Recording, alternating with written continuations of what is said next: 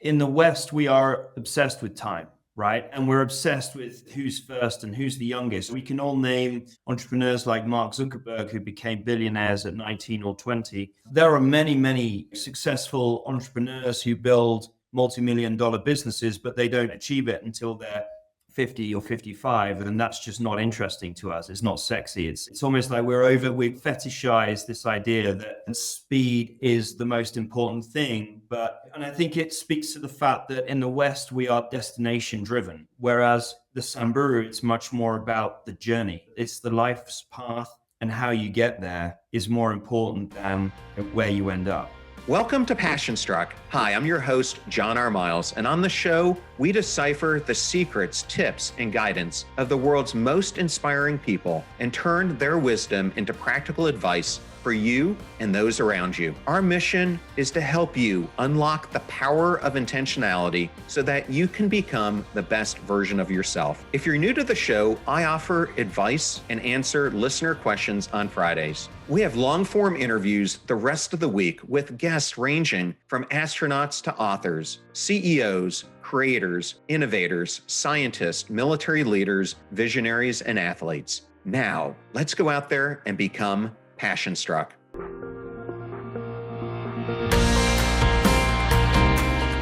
I am absolutely thrilled today to have Oli Raison and Boris Maguire join me all the way from Kenya on Passion Struck. How are you, Oli and Boris?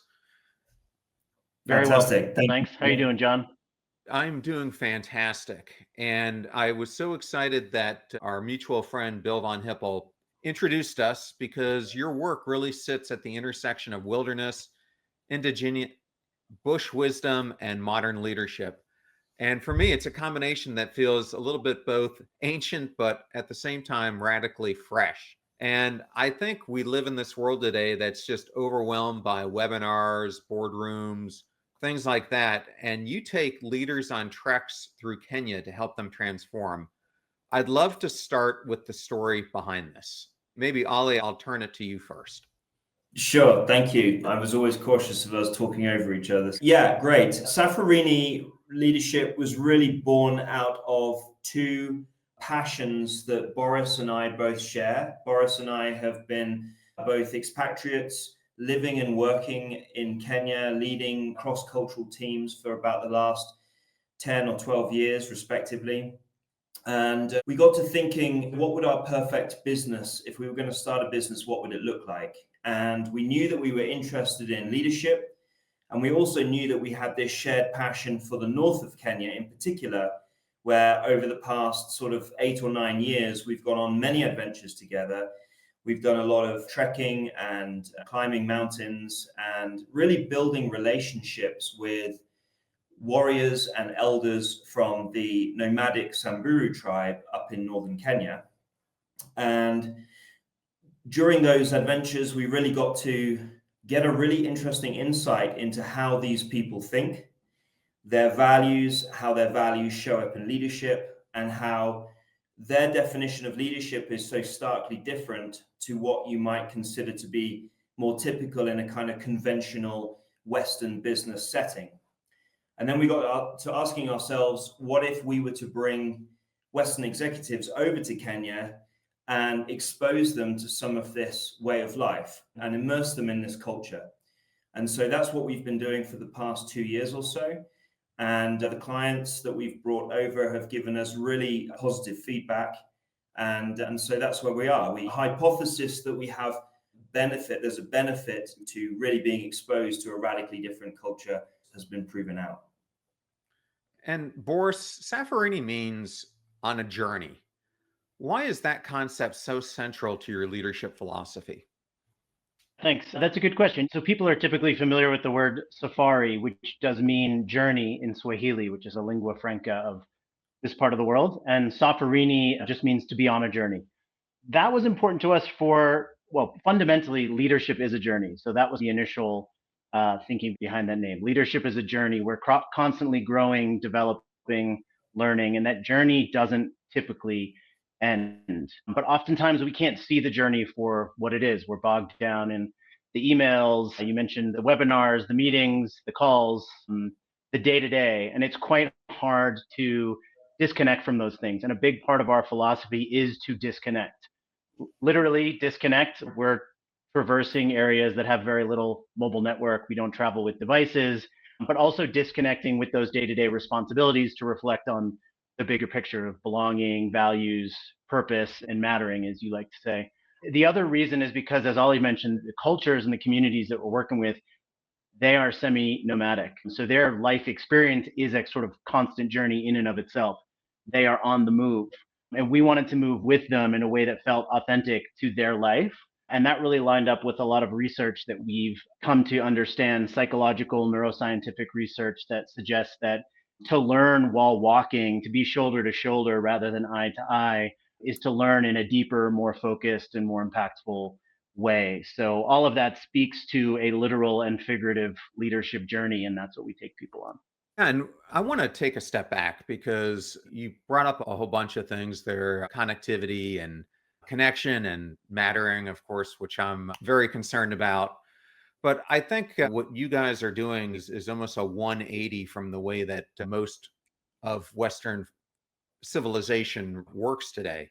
Because as so many people know, despite high levels of global connectivity, we've never been more polarized or disconnected, I think, in the entire history of civilization. I call it the disease of disconnection. And we are so disconnected on so many levels that it is, I think, amounting to huge levels of mental illness playing out in younger generations that we're seeing now. But I think this is also playing out in leadership that we're seeing across various industries. So I wanted to focus this on leadership. What do you guys, and again, I'll turn this to Oli, what do you see are some of the limitations in conventional leadership development methods that are going on today?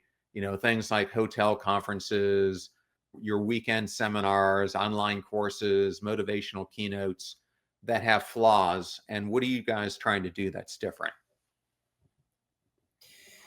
Yeah, I think the first thing is we put a really heavy emphasis on almost going back to basics and encouraging people to really consider what are their values and how do their values show up in the way they lead others. And I think that seems obvious, but it's not something that gets a lot of focus these days.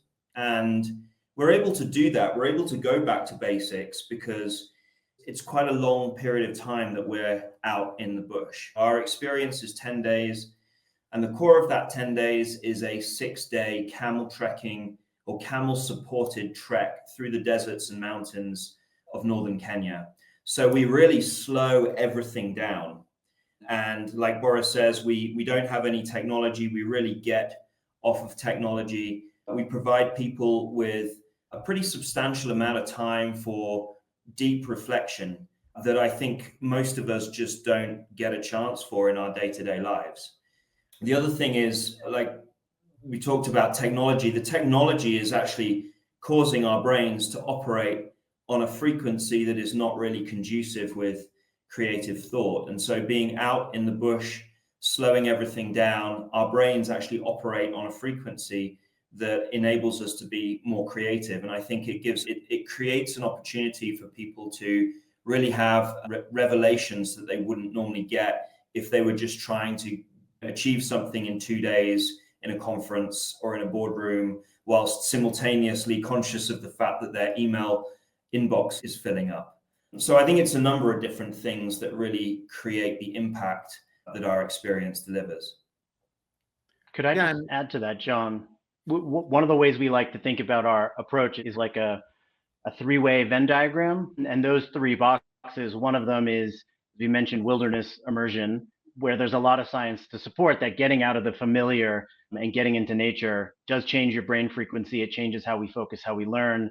The other is indigenous immersion. So like we said, immersing ourselves within a culture and a community that's radically different from where most of our clients are coming from, has radically different perspectives, views, and approaches, and confronting those, and through that, confronting your own assumptions or preconceptions or perspectives. And then the third is our unique coaching methodology. So there are lots of outdoor adventure leadership experiences that one might do over the course of a couple of days. There are, of course, different coaching opportunities out there. But we think the real special sauce is the combination of those two things with this indigenous immersion. Yeah, and I was hoping you've talked a little bit about this, but can you walk us through the structure of a Safarini journey? Like what happens before, during, and after the trek? Sure. We've been talking to, I don't know if you're familiar with Joe Pine, who wrote The Experience Economy and is now coming out with the Transformation Economy. And transformation is a word that we probably weren't super comfortable using early on in the sort of rollout of Safarini leadership. But we've had sufficient feedback that this is a transformational experience to be comfortable using that word. And talking to Joe, we've come to understand why. And it's because we've structured this experience in actually three parts. Like Oli mentioned, the core of it is 10 days in Kenya. But prior to that, we actually have a lot of lead up and discovery work. So we have a group kickoff call. If this is a mixed cohort group or a team, we have a kickoff call where we come to understand everyone's intentions. We give a lot of briefings. We answer a lot of questions. And we also then introduce a couple of leadership assessments. So people do these assessments. We work with the intercultural development inventory. We work with the Aparian Globe Smart, depending on the nature of the group. And we have people take these assessments, which really begins this process of self-reflection, self-awareness, understand where they are, how they show up as leaders. And we introduce them to a kind of unique activity that we've come up with called the journey line. And the journey line is an opportunity to visualize one's life as a journey. It could be a river or a mountain or a path or a graph, whatever metaphor people want to come up with. And we ask people to reflect on why their leadership values are what they are. What do they think their leadership values are? How do they show up? And where do they come from? What experiences or cultural programming has led them to follow those values as leaders? And also, why do they show up on these different assessments in the way that they do? So before they even show up in Kenya, people are really going deep. And when they arrive in Kenya, before we get out into the bush, they have the opportunity to meet our team of Samburu elders. And together, all of us present our journey lines. So even before we're walking, we're in the bush and we're doing our kind of formal leadership programming, as it were. People are being quite reflective. We're getting quite vulnerable. And we're coming to know people's background and life experiences. So there's a lot of preparation and discovery that goes into this experience before it really even truly begins. Then we have our 6-day experience, and that typically looks like we wake up with the sun. We have coffee and biscuits around the campfire. And Oli and I will often offer prompts or open questions that kind of emerge from the day prior, on the assumption that people have had a chance to sleep on it, literally reflect in their journals, and might want to dig into those topics with a little bit more depth along the morning's walk. And then we'll usually walk for anywhere from 3 to 5 hours through the morning. We have breakfast on the way, and we set up camp around lunchtime. And after everyone's been fed and had a little chance to rest up, we have a leadership circle in the afternoon. And these are never more than 90 minutes. They involve games, different activities. They're quite interactive. And this is the chance to hear from the elders about a specific topic. So we'll look at what is resilience to the Samburu? How is it defined? What does it mean? And where does it come from? And we'll hear from the elders on that topic. And then Oli and I facilitate an opportunity to explore applications in the participant's life. And that cycle kind of repeats itself for the next 6 days, where in the morning we offer a prompt, we have walk and talks, we then have leadership circles in the afternoon. And on the final day, we ask everyone to make a commitment to action.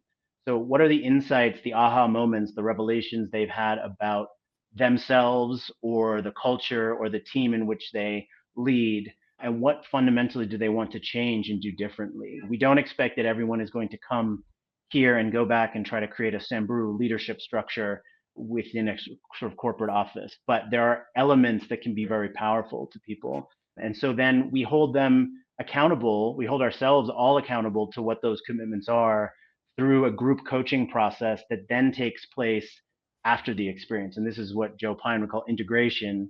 We're keen that this isn't a distant memory, a fun story you talk about it at parties or in meetings, but actually something that shows up in your day-to-day leadership, has true practical application to your work and to your leadership, and therefore has a lot of value that lasts. And so this, through the group coaching, we ask people, how are you doing? Your commitment to action was X.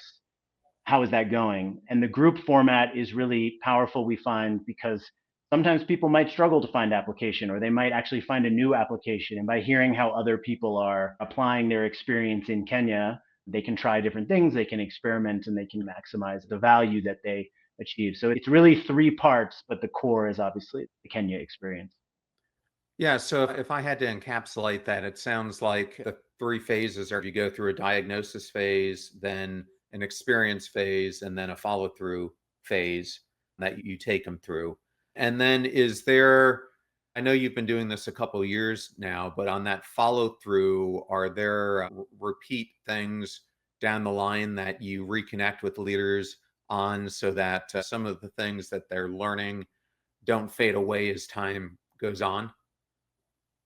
Yeah, some of our cohorts actually continue to want to meet. If I can just take a step back, the Samburu society is very collectivist. They have a philosophy called Naboisho, which is essentially a kind of we are because they are. It's this concept of interdependence, interconnectedness, and that we are all necessary to society. And so that whole kind of philosophy gets continued on. And some of our groups, after the initial coaching, naturally just want to stay together. They want to connect on a monthly basis and continue to support each other, which obviously has the added benefit of creating a kind of a really special sort of alumni network that we hope we can really build on. Yeah, can you talk a little bit more, Ollie, about that interconnectedness? Because I think this is one of the most striking things about the Samburu lifestyle. Like when they see each other's worth in the community, like how is that different from what's happening in other parts of the world? Like what, because I think this is in many ways the community that we are losing today. And one of the biggest causes why so many people feel so detached. What's different about it? I think if I could summarize it high level, I would say very strong sense of shared values. Okay, the values in the Samburu community are very much around sharing of resources. So just to give a little bit of context here, the communities that we work with are very marginalized, very poor, actually. They're a long way from Nairobi. They're underrepresented in Kenyan politics. They are living in a very harsh environment. We're talking about a semi-arid kind of desert. We're talking about a livestock economy where their wealth is really dependent on the health of their livestock, and that can be wiped out in a drought. So life is very fragile, and they can only really survive and thrive by depending on one another. And in terms of their values, people are grounded in the society's values from a very young age. So if we can just focus on the life's path of a young boy in the Samburu culture, once he gets to about the age of about 10 or 11, he will be assigned a mentor. And a mentor is another man, typically from the generation above. And that man will be responsible for schooling that boy on how to be a warrior. And around the age of 13 or 14, that boy goes through a circumcision ceremony where he becomes a warrior. And then for the next 15 years of his life, his sole purpose is to be of service to the community. Okay, so his job is to protect the tribe and do all of the kind of heavy lifting and really be at the disposal of anybody elder. So if an older woman who he may never have met before in his life gives him an order, it's disrespectful to deny it or to refuse it. So they are really of service to the community. And then after that 15-year period, they then collectively, en masse, graduate to become junior elders. And the junior elder period is a real shift in the way of life. They settle down, they build a house, they accrue their own livestock, they get married, they have children, and they are really educated on how to be an elder. And then after that 15 years, they become senior elders. And at that point, they have collective responsibility for the welfare of the whole tribe. And they make decisions collectively en masse. And so from a young boy, he knows what his destiny is going to be. His destiny is ultimately to be a leader for the welfare, the collective flourishing of the tribe. And I think that shared sense of purpose gives everybody a very strong sense of belonging. that I feel that we're lacking in Western society these days. And as a result of that, one of our clients who came away with us is a psychologist. And she noticed that she was talking to some of our Samburu colleagues, and she realized, just from asking them, what is the word for anxiety in Ma, which is the language of the Samburu? They don't have a word for anxiety. They don't have a word for depression. And you won't meet a single Samburu who has ever known or heard of anybody who's committed suicide. These things just don't exist in their society. And so that's when we got in touch with Bill von Hippel, and we realized that this is a society that, despite their challenges, despite their marginalization and their apparent poverty, are really very kind of content and happy and thriving in life. And their leadership shows up in that. Yeah, for them, what is their average lifespan? Yeah, I don't think it's much shorter than ours. We've met people who are in their 80s in the Samburu society. Yeah, I wouldn't That's a good actually question. know what it is. Yeah, I'm not sure what it is. From the data I've seen, you have a higher level of childhood mortality, infant mortality, with a lot of indigenous tribes. And I believe Bill von Hippel talks about this in regards to the Hudzba as well. High levels of infant mortality, and that is largely driven by nutritional challenges, right? This is not a farming community. It's a very arid, it's beautiful, but challenging area, subject to droughts and floods and the rest. So nutritional challenges often affect maternal and infant mortality levels. But after childhood, average lifespans, the likelihood of a 18-year-old to get to 80 is actually pretty similar to any other society. But it is a much more, there are higher rates of mortality in those younger years. So I understand that one of the things that you do while you're on the excursion itself is that you incorporate daily walking treks with Samburu elders, using movement as a vehicle for learning and reflection, but also having the elders paired up with those who are on the journey. How do these walks and talks differ from sitting in a typical classroom or conference room that so many of these leaders are accustomed to doing? Oli, maybe you can take that. I think one thing I would talk about is just the challenge. We're in an area of the world where there's a lot of uncertainty. We can be traveling, we can be trekking up a mountain.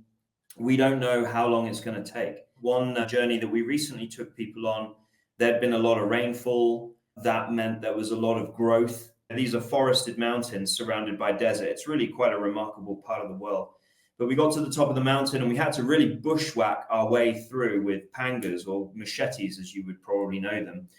And that slows everything down. We don't know when we're going to get into camp. There's a lot of uncertainty. And that creates an opportunity for a lot of coaching moments. Because I think that in the West, we are overscheduled. We expect that, okay, well, by this time I'm going to be in camp, and by this time I'm going to have my dinner, and by this time, and et cetera, et cetera. And that's just not how things roll necessarily in these rural parts of Africa. So I think that's an aspect of it. But also I think that it's really remarkable seeing the strength of the relationships and the friendships that grow out of bringing radically different people from completely different cultures together and seeing them connect on a really human level.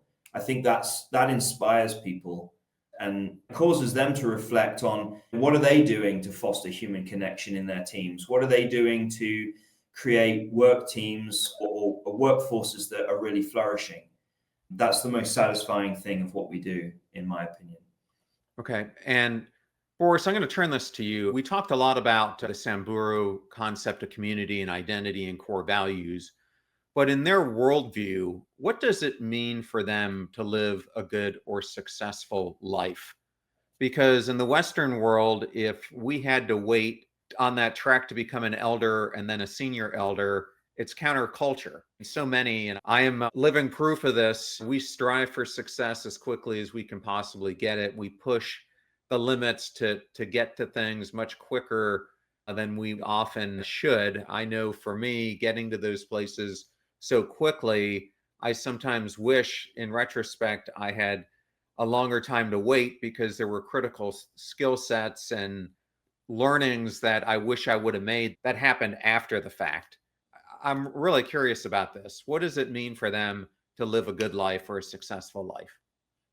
It's a great question. I think it's one of the fundamental points of differentiation, maybe. And I guess if I could summarize it, a good life is a life of a Samburu. And that sounds like a non-answer, but it begs the question, what is it to be a Samburu? And we've often said, would you rather, or people have asked our elders, would you rather die or would you rather no longer be a Samburu? And to a man, to a woman, the answer has always been death. And I know that sounds quite morbid, but it speaks to the importance of identifying with the collective, right? It is not about, Bill von Hippel had spoke about this balance of autonomy and connection. And there are elements of autonomy, but connection to the tribe and being of service to the tribe and to the community rise above almost any other thing, short perhaps of the family unit, of having a family. So to be a Samburu is to have a family, to create more Samburu, but also to fulfill your role and purpose to serve your community. And in almost everything that people do, one can never see someone doing something solely in service of themselves. Even parenting is collective. And we always say it takes a village, but in the Samburu communities, this is true. And children are literally considered the children of all. And likewise, leadership, to become an elder, comes with no material reward. There's no bigger salary, car, corner office, watch. There's the title, I suppose, of being an elder, but that's not seen as a reward in and of itself. It's seen as a responsibility, a cultural responsibility to serve the community and make good decisions for others. And through those good decisions, the collective, the group, the tribe flourishes and continues. So yeah, I think that's the answer. And our insight on that really comes to resilience. What is it to be strong? Is it to be resilient? Is it to be gritty, to power through, to wear the heavy crown, so to speak, to blaze your own trail, or whichever metaphor you want to pick that you might be familiar with? None of them really apply. To be resilient is to be supportive, to be served by others, and to serve others. And it's Oli and my observation, and I think Bill von Hippel's research would support this, that the society flourishes and the society is inherently resilient because they are so supportive of one another. Yeah. So we could talk for days about that. But. Can I just add one thing? Because you mentioned about time.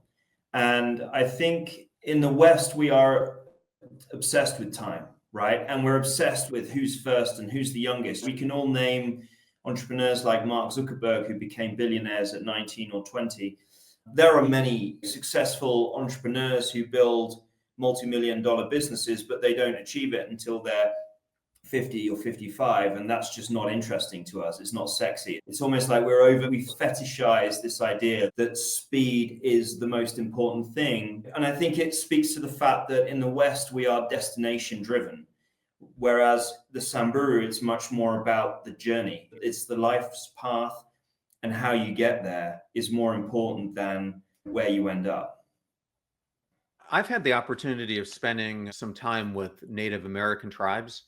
And as I'm hearing you talk about a lot of the Samburu culture, a lot of this really reflects also on what Native American tribal life was like for centuries, and in some reservations, what it's like today, especially as they're going through the rites of passage, the role that elders play, how they hold their elders in such high esteem. One of the things I was wondering, though, about is spiritual beliefs and connections to nature, because those two things play a huge role in Native American life. I'm wondering what type of role they play in Samburu life. I think that with spirituality, they have a belief in God. Nkai, they call, is their God. But Nkai is represented in nature, and he's also represented in the past and in the future. And they think on a much longer term basis. They believe if they don't live a good, wholesome, and respectable life, the ramifications of that are not going to be visited on them as individuals, but rather possibly their descendants. They want to live a good life because they want to set their descendants up for success. And so they take a much longer term view. And I think that, again, is something that we can learn from in the West. I think that, again, it goes back to time. It goes back to everything being in a hurry. A CEO is judged on the next quarter's profitability. A president or a prime minister is really judged on what they can achieve in the next 4 or 5 years. And that's not necessarily conducive with making the smartest long-term decisions. And so I don't know whether that answers your question, John, but I think that they think much longer term than we typically do in the West. Oli, I've got an interesting question for you. If you did the reverse and you took a group of Samburu elders to visit London, what aspects of Western life do you think they would find most confusing or surprising to them? I think probably the hierarchical nature of things. Just having one person who ultimately is accountable and gets to make the final decision would be the most alien thing to them that they could possibly imagine.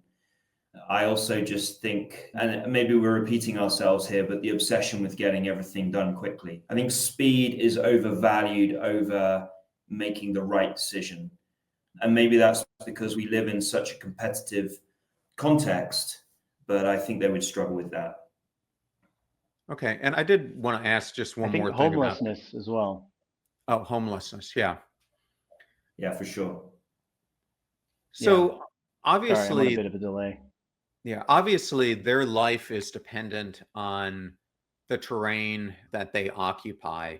How sacred do they hold the land and tending to it as part of their culture? Like how does that play? They're not agriculturalists, so it's not necessarily the land that is their way of life. It's very much their livestock. That is everything. And it's not just a source of wealth. It is a source of wealth, but it's not just that. Their livestock and sacrificing livestock is a key part of their ceremonies. They give livestock when somebody gets married, but they share it openly. Like one of the things that maybe I'm deviating a little bit from your question here, but one of the things that we found most surprising is the Samburu are an incredibly resilient people. We've already talked about the environment that they live in is very harsh, they're very marginalized, they're very poor. And yet they're incredibly resilient and incredibly happy. And the source of that resilience is a dependence on one another, this interdependence on one another. And I think in the West, when we talk about resilience, that word is quite often considered to be synonymous with toughness, mental grit, broad shoulders, pushing on through. And actually in the Samburu culture, it's really quite the opposite. They have this kind of quiet confidence that if they were facing hard times, if there was a drought, then their neighbor would step in and their neighbor wouldn't resent them for it. You know, we've even had stories of one of our team, actually, a guy called Stephen, his brother-in-law had a really difficult time and lost a lot of his camels and was told that another family who he'd never met was actually gifted 13 camels by his great-grandfather. And so he went off and said to this family, I've heard that my great-grandfather gave you some camels. Would you return them to me, to my family? And they said, yes, no problem. Because they had been told in turn this story that when their family was facing hard times 4 generations ago, they were gifted some camels. And so they returned the favor. So it's very reciprocal. I can't imagine that happening in the West. This idea that somebody that you've never met before would just turn up on your doorstep and say, hey, my great-grandfather gave your great-grandfather some camels, would you return the favor? But that's how these people operate. They take it on face value and they support one another. Boris, I'm going to switch directions here. You both run workshops on everything from harmony and dissent to resilience and cross-cultural communication. Can you share a story or a moment in one of these workshops where one of the leaders' perspective shifted dramatically and how that unfolded? Sure. You really put me on the spot. Let's see. Like in the moment during the trek had this kind of revelation. Like a powerful transformation that you saw happen. Maybe someone talked to an elder, or you did a workshop and they had just like a light bulb moment where how they'd been operating changed. Sure. You could talk about the cow game that we play, Boris. Let me let you talk about that. I'm going to give two examples of an individual. So, as much as this is principally, we talk about leadership, it's leadership development, who we are personally and what we're going through outside of work directly impacts how we show up at work, right? I don't really believe you bring your whole self to work, but you try to bring your best self to work. And to be your best self depends on your whole self. And so people often get very deep and vulnerable into their personal situations, not just what they're experiencing in the office. And there was a woman on one of our trips who, during her journey line, had spoken to having been in what she described as an emotionally abusive relationship. And that didn't seem to us initially connected to her work, which we had learned a lot about during the discovery process. So I wasn't necessarily sure how that was going to show up during the experience. And at one point, she's told us this and talked a lot about in a testimonial, I believe, as well. She was walking and she enjoyed walking alone and used that as a chance to reflect. But one of our elders approached her and said, "You're always looking down. Why are you looking down? There's so much beauty around you." And this kind of ties into your prior question about nature.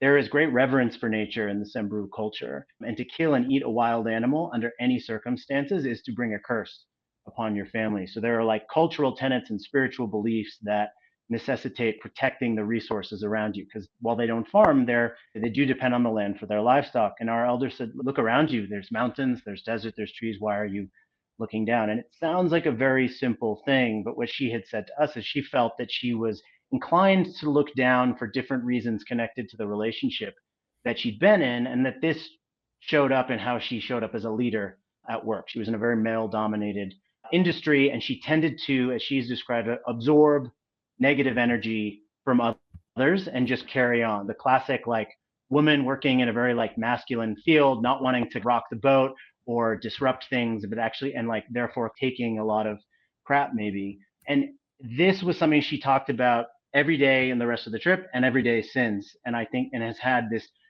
as she has described, a total transformational impact on how she shows up with her family, with her friends, and at the office. And that she seeks connection, not to absorb negative energy, but to deliver positive energy and to see the purpose in others and find the good and connect and keep her head up and look for beauty, not to look down to avoid kind of negativity. So that always struck me because it's so simple. And one might think that you could get that insight anywhere and anyone could give you that keep your chin up kind of insight. But I think the Samburu, this lack of obsession of time and rushing and goal orientation, this feeling of connection to others, to nature, to the past, to the present, and to the future allows for that kind of perspective to be there always, whether in a time of challenge or emergency or what have you. And it's had a truly life-changing effect on this woman. I have another example, but I feel like I've talked too much, so I'll stop there.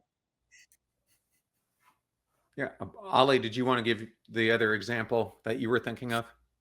Sure. I'm cautious of going into too much detail just in case somebody listens to this and then decides they want to come on one of our experiences. But one of the workshops that we do, we play a game where we break the participants, the clients, into different teams, and we give them instructions. They each have 8 cows.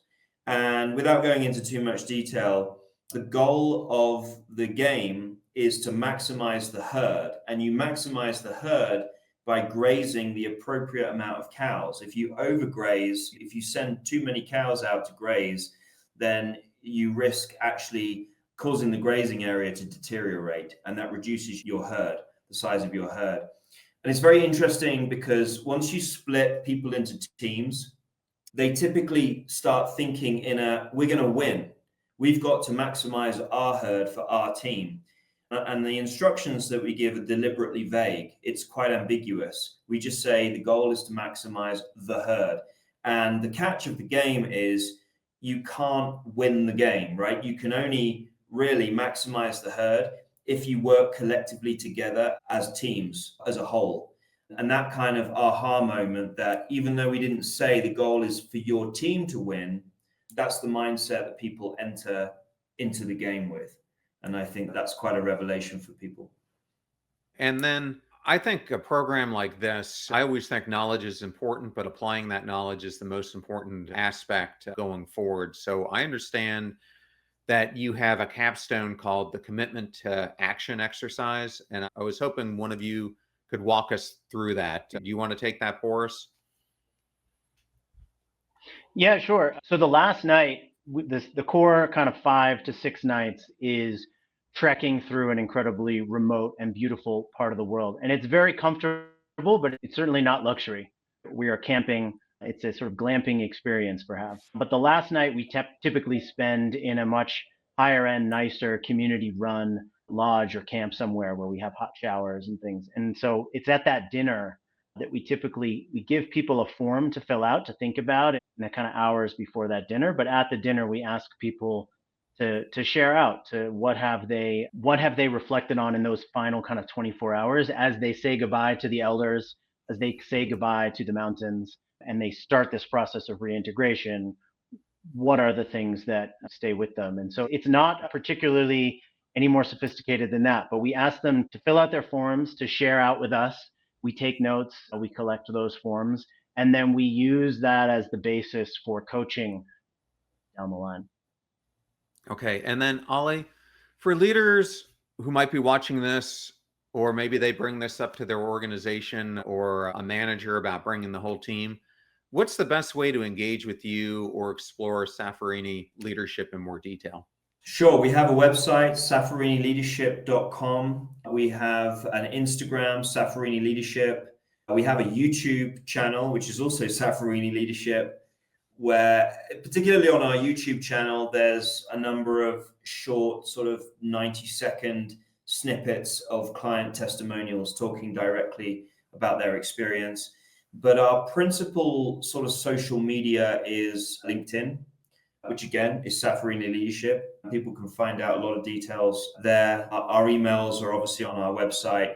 We're very open to talking to anybody that may even just be curious. We don't give anybody the hard sell. It's really important that anybody that is thinking about coming away with us has a really good understanding that it's the right fit for them and that they really think that they can work with us because they're going to be out in the bush with us for 6 days. That's important. So yeah, any one of those social media platforms, they can learn a lot more about what we do. Okay. And maybe what is the typical team size that goes out with you on one of these treks? It's quite, well, minimum of 6 and really a maximum of 8. We can take more than 8 people, but we have to change how we operate a little bit. What I mean by that is it's quite a heavy undertaking. We fly people way up into the north of Kenya, and then we embark on a 6-day trek where every day we're moving, we're setting up a camp, we're cooking lunch, we're cooking dinner, and then the following morning we decamp and we move again and again. So logistically, it's quite an undertaking, and we need to keep it to a very small group. So maximum 8 clients, plus myself and Boris, plus our 3 Samburu cultural co-facilitators. So that's 13 people. And we actually really like the intimacy that small group creates. People really do foster very strong relationships over the 10 days that they're together. Well, Boris and Oli, thank you so much for joining Passion Struck. It was such an honor to have you on today's program, and I'm so intrigued by what you both are leading here. Thank you for having John. us. Yeah, pleasure. Honored to be with you. We appreciate it.